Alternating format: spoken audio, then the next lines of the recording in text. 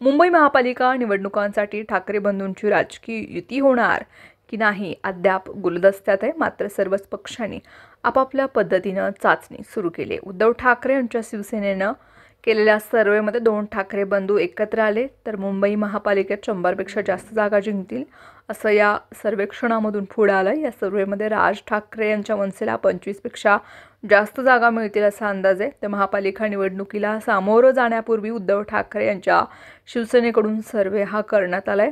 त्या अंतर्गत सर्वेमध्ये 2017च्या महापालिका निवडणुकांमध्ये ज्या जागा होत्या 2012च्या महापालिका निवडणुकांमध्ये एकसंध शिवसेनेला 75 तर भाजपला 71 जागा ह्या मिळाल्या होत्या। तर 2017मध्ये भाजप आणि शिवसेना वेगवेगळे लढले होते। त्यावेळी शिवसेनेला 84 तर भाजपला 82 तर मनसेने 7 जागा जिंकल्या होत्या। मराठी मतदारामध्ये शिवसेनेचा मुख्य आधार आहे। तर उद्धव ठाकरे यांच्या शिवसेनेसोबत मनसेमध्ये मराठी मताचे सुद्धा विभागणी होणार आहे। पण यात मुंबईत उद्धव ठाकरेंच्या शिवसेनेला मराठी मतांसोबत मुस्लिम समाजाची मतं देखील मिळतील। हे गुप्त समीकरण महापालिका निवडणुकीचं गणित बदलू शकतं।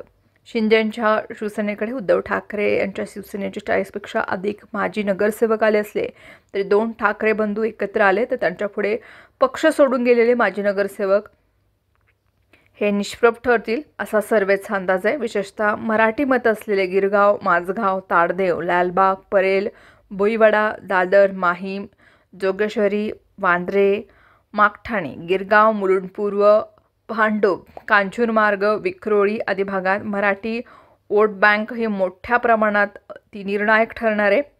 या भागामधून ठाकरे बंधूंची युती झाली तर मोठ्या प्रमाणामध्ये त्यांना मतही मिळू शकतात। दुसरीकडे आगामी काळात जर ठाकरे बंधू एकत्र आले नाही तर सर्वाधिक नुकसान राज ठाकरे यांच्या पक्षाचं होणार आहे।